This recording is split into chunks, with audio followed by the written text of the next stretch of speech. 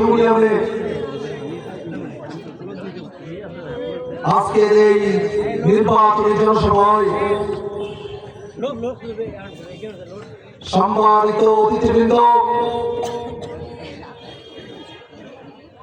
আমার সঙ্গে উপস্থিত টেপাউদপুর ইউনিয়নের সর্বস্তরের জনতা, আপনাদের সকলকে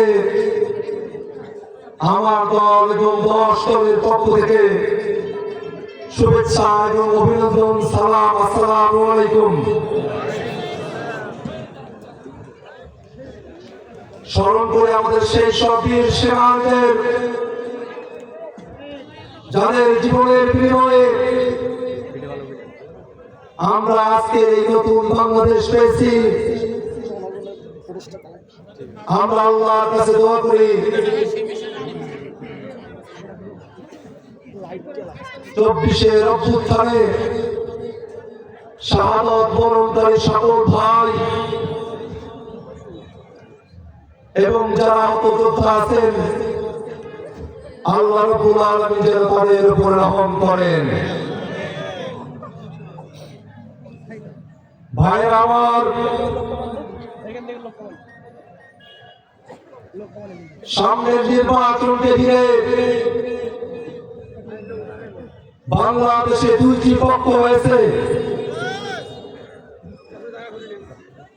একটা পক্ষ সংস্কার এবং বিচার চায়, আর একটা পক্ষ সংস্কার এবং বিচার চায় না। একটা পক্ষ আছে আধিপত্যবাদ মুক্ত, দুর্নীতিমুক্ত একটা বাংলাদেশ করতে চায়,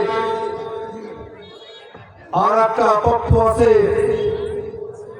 একটা গোলামীর বাংলাদেশ বানাতে চায়। এখন সিদ্ধান্ত নেওয়ার সময়,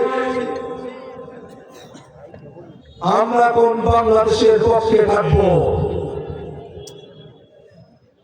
আমরা কি গোলামীর বাংলাদেশের পক্ষে, আজাদির বাংলাদেশ?